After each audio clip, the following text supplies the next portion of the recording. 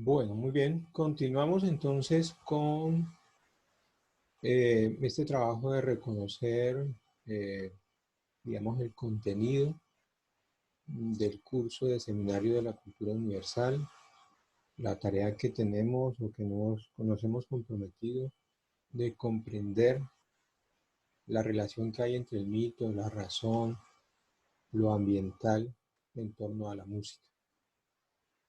Entonces, vamos a retomar un poco lo que habíamos hablado con respecto al mito. Entonces, aquí mm, podemos decir que ese es ese complejo mapa en donde quedan expuestas las relaciones con el mundo externo. ¿De parte de quién? De las sociedades, ¿no? El mito entonces permite cohesión social. ¿Por qué? Porque de esta manera se define el comportamiento cotidiano y asegura la fidelidad a los fines sociales compartidos.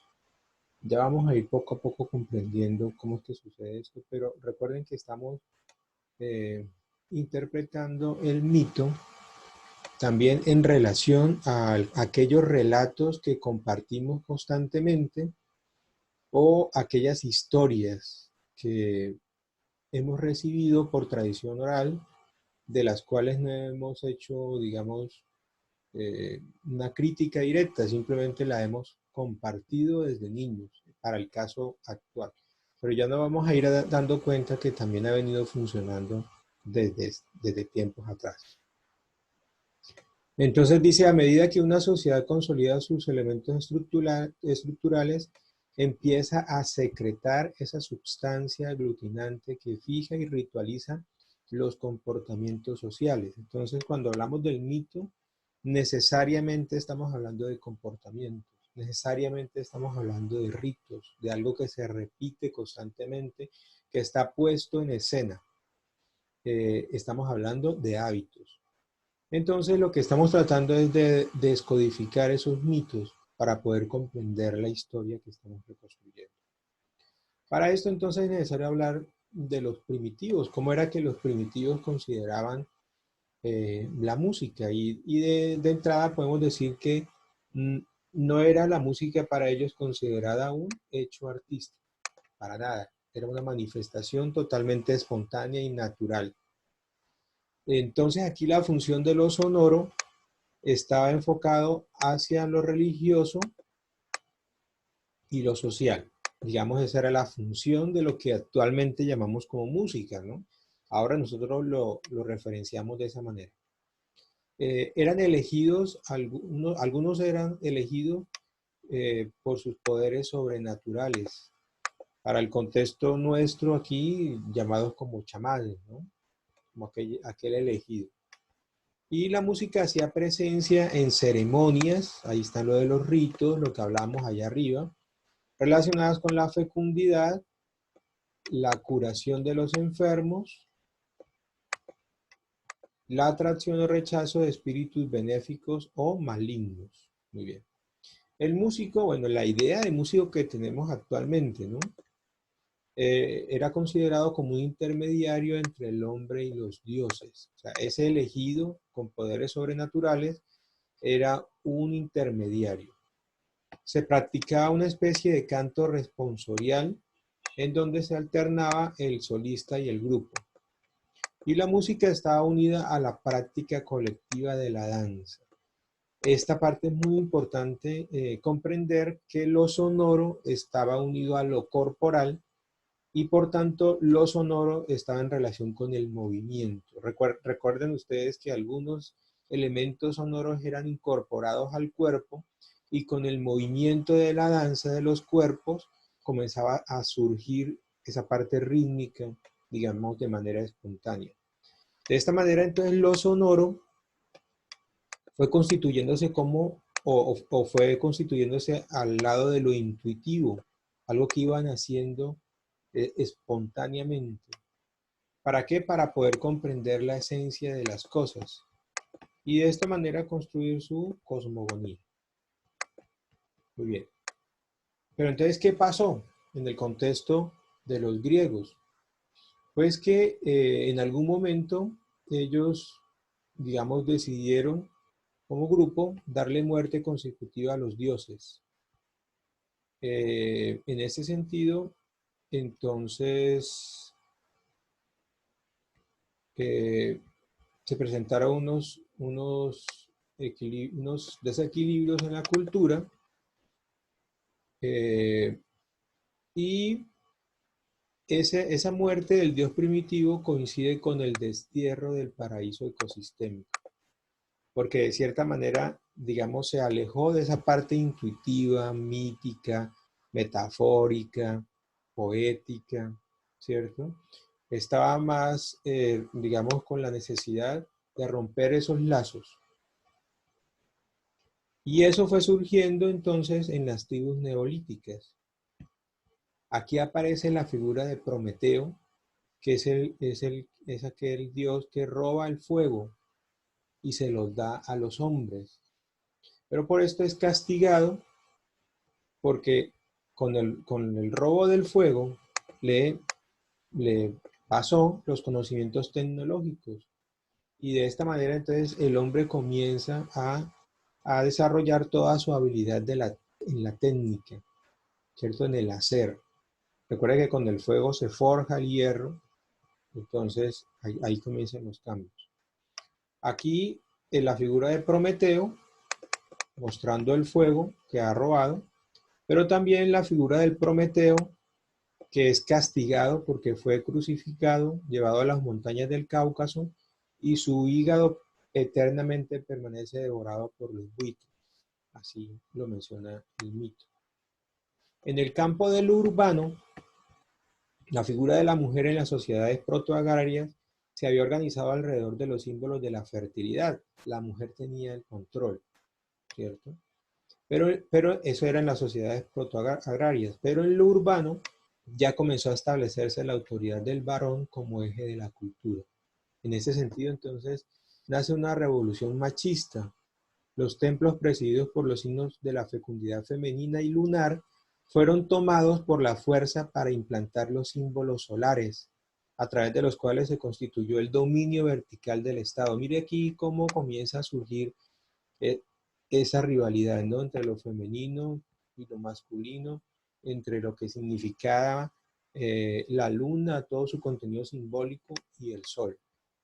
Entonces, el machismo representado por Apolo, eh, el cual asedia a la ninfa Dafne, por lo que representa su feminidad y al mismo tiempo el simbolismo de protectora de los bosques. Aquí está la figura, Apolo persiguiendo a Dafne, y posteriormente Dafne prefiere convertirse en árbol antes que entregarse al dominio del político y sexual de Apolo, ¿no? Del hombre, de la figura del hombre.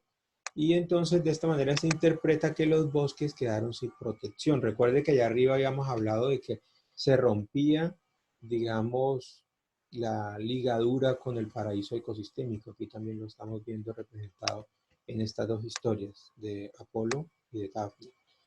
¿Cómo va surgiendo entonces esa racionalidad griega? ¿Cómo va haciéndose el paso del rito al pensamiento racional? Entonces, eh, el hombre vivió cubierto por ese manto protector del mito. A partir de ahí comprendía el mundo.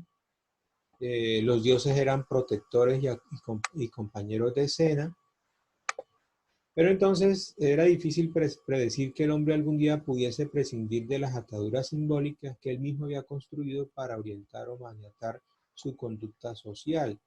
Eso, digamos, también fue, digamos, el talón de Aquiles que movió toda la estructura, porque se podía eh, dirigir, digamos, conducir esos comportamientos sociales. Entonces, la importancia de la cultura griega consiste en haber dado el paso del mito al pensamiento racional. Muy bien. La naturaleza sometida a la razón. Prácticamente todas las formas de pensamiento con las cuales el hombre enfrenta la comprensión de la realidad fueron descubiertas por los griegos. Vamos a mirar acá la lista de cuáles fueron los aportes de los griegos. Organizaron el derecho, construyeron la reflexión filosófica, plantearon las hipótesis sociológicas, reflexionaron sobre el lenguaje, forjaron los instrumentos para comprender la historia, elaboraron los instrumentos para la fundamentación de la ciencia, recorrieron los caminos simbólicos de la literatura y el arte, cantaron hazañas épicas, descubrieron la intimidad lírica, se aventuraron en la tragedia y se burlaron en la comedia. Esculpieron las dimensiones humanas. Entonces, en términos generales, esta forma racional de pensar la realidad significó la desacralización del cosmos y el estudio de los fenómenos naturales como elementos manejables y por tanto controlables. Mire entonces cómo fue cambiando la idea de esas historias mágicas, fantasiosas, y cómo fueron, digamos, llegando a ese pensamiento racional, que como lo leí hace un momento, significó la desacralización del cosmos. Ya vamos a ver más adelante cómo fue eso. ¿Por qué? Porque el manejo tecnológico pasa a ser sujeto a control y medida. El Sol deja de ser Apolo, el de dorados cabellos, y pasa a convertirse en una simple piedra incandescente. Se rompe, se desacraliza el cosmos, ¿sí? Ya simplemente el Sol es una piedra incandescente, se rompe lo poético, lo mítico, lo metafórico, de que es el dios de los dorados cabellos, y se pasa entonces a vivir esa racionalidad griega. La verdad no desciende desde arriba, sino que se construye, y ya reconocen que de esa manera se construye la realidad o la verdad. Este mundo no lo hizo ninguno de los dioses de los hombres, sino que es y será un fuego eternamente viviente que se enciende según medida y se apaga según medida, dijo Heráclito. Muy bien, la desmitificación del hombre. Una naturaleza desacralizada y un hombre libre son los dos polos de la nueva relación. ¿Cómo va surgiendo esa idea de la racionalidad griega?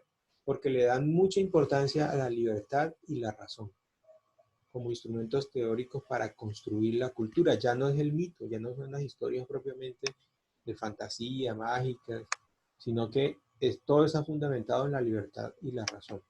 De esta forma el hombre se desliga de las relaciones ecosistémicas al separarse de las leyes que rigen el mundo natural. Cuando ya abandona esas historias míticas, entonces se separa del mundo natural. Su responsabilidad no está encadenada a las leyes estructurales que rigen los seres vivos. Él construye su propio destino, ¿sí? No depende de nadie más. Decide que el hombre, representado como ser humano, construye su propio destino. En esa medida, entonces, dice que el hombre es la medida de todas las cosas. Es la medida de todas las cosas. Cuando Protágoras dice, el hombre es la medida de todas las cosas, de las que existen porque existen y de las que no existen, porque el hombre es el único que puede explicar su no existencia. Esta máxima finalmente orientará al hombre en su aventura tecnológica. Estamos hablando de la antigüedad. ¿Hace cuántos años? Y vea a dónde hemos llegado con todo lo que se comenzó a decidir desde ahí.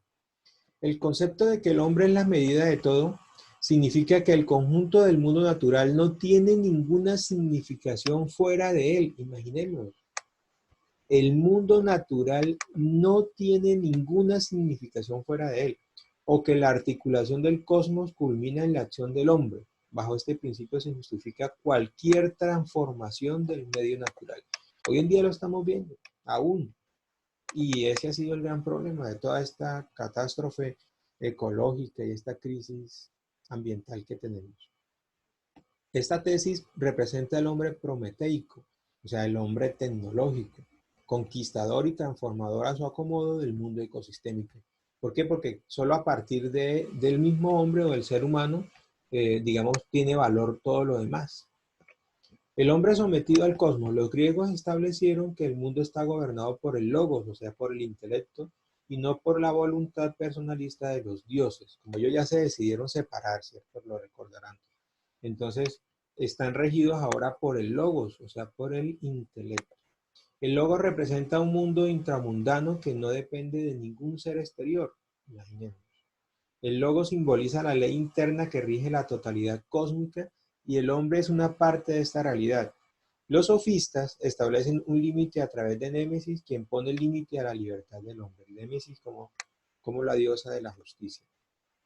La intelectualidad griega rechazó el cristianismo por considerar que el Dios cristiano era demasiado arbitrario y no estaba sometido al orden universal. Los principios de contradicción y equilibrio rigen el pensamiento griego. Contradicción y equilibrio. Muy bien. Las leyes inmanentes y la tecnología. Los griegos establecieron los fundamentos del método científico. Recordarán ustedes qué es el método científico, una manera particular de descubrir o de comprender el mundo. ¿Pero por qué? Porque se comprende que ese mundo es cuantificable y puede ser representado a través del número. Todo comienza a ser, digamos, comprendido a partir de leyes, de números. La técnica es un quehacer humano y se debe exclusivamente al saber práctico del artesano. Como estamos hablando de lo tecnológico del hacer, entonces por eso la relación. La fuga de los dioses. La figura de la divinidad es importante en tanto no interfiera en el libre funcionamiento de las leyes inmanentes ni se apodere de la libertad humana. Oiga, la figura de la divinidad funciona hasta ahí, si no se mete con la libertad humana. O sea que permite el libre juego exigido por el dominio y la transformación tecnológica del hombre. El libre juego y dominio. El libre juego exigido por el dominio y transformación tecnológica del mundo. Una de las razones para la desaparición del politeísmo era la necesidad de cerrarle a la divinidad los caminos de la tierra. Si Dios quería seguir existiendo, tenía que contentarse con un reino lejano y nebuloso. Vea, por ahí ya comenzamos a comprender aquello de la eternidad y de la idea del Dios metafísico, ¿no? Que está por fuera de lo que observamos en la física. Muy bien, colonización y abstracción científica. La dispersión colonizadora que ocupó el Mar Negro o las costas del Asia Menor y del Mediterráneo colocaron a los griegos en condiciones excepcionales para emprender una vasta tarea de estudio comparativo entre las diferentes tradiciones culturales. Aquí tenemos entonces el mapa donde está ubicado Grecia, el mar Mediterráneo, el mar Jónico, el mar Egeo y todo su campo de acción. Al lado está Italia y al otro lado está Turquía. El comercio en gran escala a través del Mediterráneo puso en movimiento una nueva clase social que necesitaba encontrar su propia justificación y esta tenía que coincidir ya no con la posesión de la tierra o del trabajo esclavo, sino con la subjetividad personal o con la movilidad del dinero. Desde ahí viene toda la importancia. Mire toda esa manera de comprender el mundo, cómo está hoy representada, cuántos años después. La conquista de los instrumentos jurídicos. La transformación jurídica es posiblemente el primer planteamiento de la nueva racionalidad. Había que poner un orden, había que tener unas normas, ¿no? El primer instrumento simbólico inventado por los griegos es el concepto de isonomía. O sea, el planteamiento de que todos los ciudadanos son iguales ante la ley. Y eso persiste todavía en las constituciones políticas. Tiene como fin el de sustentar los derechos de un nuevo estrato social y romper los privilegios acumulados por el dominio agrario. Esta teoría fue un instrumento poderoso de manejo político y sirvió para justificar el establecimiento de un nuevo orden social, principalmente basado en la acumulación aportada por la actividad comercial. Miren lo que estamos leyendo acá. La mayoría de las cosas que ya vienen han decidido este mundo que tenemos. Pero hoy en día hablamos de esto, del derecho a la libertad, de la igualdad, y esta parte final que acabo de leer, la acumulación aportada por la actividad comercial, el libre comercio. Lo que cuentan no es ya la hazaña individual, sino el sometimiento personal a un orden social y natural establecido. Sometimiento personal a un orden social y natural establecido. El ser humano se somete. O sea, las normas le ponen unos límites y se somete a ese nuevo orden social. El descubrimiento de la filosofía y del arte. El nuevo instrumento jurídico de la isonomía Necesitaba una justificación teórica y esta es una de las razones por las que surge la reflexión filosófica. La filosofía intenta consolidar y dar coherencia al nuevo orden jurídico, organizando un nuevo paradigma de conocimiento. La lírica griega surge como alusiones al mundo de la naturaleza que quieren servir de escenario al sentimiento humano como descripción de la propia sensibilidad. Por ejemplo, Safo escribe: el amor sacude mi corazón de la misma manera que el viento en el bosque se abate sobre la encina. Lo que prima es el sentimiento personal que empieza a servir de prisma para mirar la naturaleza identificada por las propias pasiones. Digamos, la naturaleza en un servicio metafórico para poder comprender la realidad. La búsqueda de la subjetividad en el terreno social y político le da significado a la escultura humana. El descubrimiento de la subjetividad da vida propia a la estatua o a la pintura, que empiezan a representar el sentimiento intramundano sin referencias al espacio mítico. Ahí está la Venus. El destierro de lo inmediato. El pensamiento griego y especialmente la historiografía, técnicas y teorías relacionadas con el estudio, el análisis y la manera de interpretar la historia, se preocupan sobre todo por la acción humana. La naturaleza es simplemente un escenario. ¿Sí? Como decir, un fondo, un telón que se coloca ahí, que sirve de fondo. La naturaleza no aparece como protagonista ni como antagonista de la acción histórica. No es tenida en cuenta. Los médicos, y no los filósofos ni los historiadores, se acercaron a la relación entre sociedad y medio. Hipócrates, por ejemplo, desarrolló una elaborada teoría sobre el influjo del medio en la salud humana. Entonces los médicos sí la tienen un poco más clara. Bueno, y en cuanto a la música griega, entonces vamos comenzando a comprender cómo ha sido esa relación. La música conducía al perfeccionamiento del alma y al apaciguamiento de las pasiones. La doctrina del ethos, que es la conducta, podía influir incitando a la acción y conduciendo al fortalecimiento del ser. Podía influir de esa manera. Pero también podía trastornar el equilibrio mental hasta anular la fuerza de voluntad normal y reducir al sujeto a la pérdida de noción de sus actos. De esa manera comprendían los griegos toda la influencia de la música. Así se explica que para el Estado griego, la música no podía quedar librada al arbitrio de eventuales intérpretes, sino que debía seguir las reglas impuestas por la política del gobierno.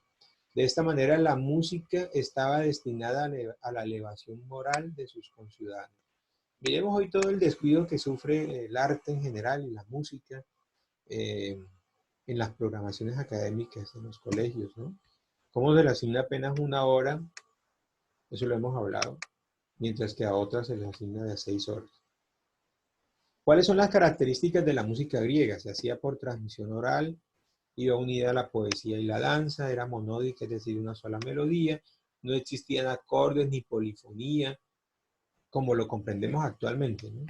Tenía una notación alfabética en relación a las alturas del sonido, relacionadas con las letras del alfabeto griego, y el ritmo se medía mediante pies métricos, utilizados en la poesía, que son signos, rayas, puntos o semicírculos, colocados sobre las letras que indicaban combinaciones de valores cortos y largos. Eso para poder comprender cómo fueron ellos, digamos, definiendo la notación musical. Esta música se basaba en los modos griegos. Se atribuyen los orígenes de la teoría musical griega a Pitágoras. Posteriormente, Aristóteles de Tarento contribuyó con tal fin. Los griegos aportaron la escala diatónica al desarrollo de la música occidental. Mire que gran parte de las cosas que tenemos hoy en día nosotros están ahí. Mire, los griegos aportaron todo el desarrollo del círculo de quintas. Y allá arriba decíamos de la escala diatónica, ¿no? Entonces aquí están representadas las notas de la escala conforme nosotros la usamos. Muy bien, les he enviado unos videos para que ustedes comprendan esta relación y aquí comenzamos a hablar de las músicas que les he enviado. La coral Orestes de Eurípides fue una de ellas y dice que es un coro cantado por hombres en donde se lamenta la desgracia que sacude a Orestes y generaliza la idea de la precariedad de la fortuna entre los hombres. Muy bien. Está hecho en modo lidio, ya más adelante vamos a mostrar. Y la traducción dice, lloro porque la sangre de tu madre que te enloquece. La gran felicidad no es duradera entre los mortales, pues, igual que un dios sacude la vela de un barco ligero, la inunda de terribles sufrimientos como en las olas del mar. Fíjense que aún hoy estamos buscando la felicidad, ¿sí? Y cómo eso nos pone, digamos, en sufrimiento, el hecho de buscarla también, lastimosamente. El primer himno délfico a Apolo, de Delfos, una población, está hecho en modo frigio, contiene 3 partes. En la primera, la invocación de las musas para cantar a Apolo, la presentación del Parnaso y el templo de Delfos. En la segunda se presenta a la congregación ateniense sacrificios de toros y el canto de himnos con áulos, ya vamos a ver más adelante, y cítaras, son instrumentos musicales. Entonces fíjense cómo se va mostrando todo ese reconocimiento al poderío o al poder de Apolo. En la parte C, la aretología del dios que comprende una alabanza a Apolo y la enumeración de los dones como protector, la muerte de la serpiente Pitón y la victoria sobre la invasión de los galos. Todo ese reconocimiento del poder de Apolo. Se trata de una elegía al hijo de Zeus que revela su divina palabra a los mortales, conquista el trípode profético y masacra al monstruo que muere emitiendo terribles silbos. Muy bien. El segundo himno délfico Apolo, invocación a las musas, se, se compuso en modo lidio. Aquí viene un ejemplo bien particular y es el epitafio de Seikilos, que es un fragmento de inscripción griega tallado en una columna de mármol. Aquí está la fotografía, puesta sobre la tumba que había hecho construir Seikilos para su esposa Euterpe. ¿Qué dice la inscripción? Dice, soy una imagen de piedra. Seikilos me puso aquí, donde soy por siempre el símbolo de la evocación eterna. Y la traducción es de la letra de lo que se canta, dice, mientras vivas, brille. No sufras por nada en absoluto, porque la vida es corta y el tiempo exige su tributo. Aquí se muestran cómo se va reconociendo, digamos, la duración en esa búsqueda de encontrar una notación musical, se recurrían a estos símbolos. Y aquí está la inscripción que aparece en la columna. Y la partitura ya pasada a la notación actual. Bueno, el himno de Mesómedes, invocación. Bueno, en este video hay 3 cantos, ya se los envié. La invocación a Calíope y Apolo, el himno a Helio y el himno a Némesis, que es la diosa de la justicia. El himno de Oxirrincos, que muestra el surgimiento del cristianismo en el primer concilio ecuménico del año 325 después de Cristo. Dice su texto, que se haga el silencio, que las letras luminosas dejen de brillar, que los vientos y todos los ríos ruidosos dormiten, y con el himno al Padre, al Hijo y al Espíritu Santo, que todos los poderes añadan, amén, amén. Imperio, alabanza siempre y gloria a Dios, el único bienhechor, amén, amén. Aquí ya como se dijo allá arriba, digamos son los inicios del cristianismo.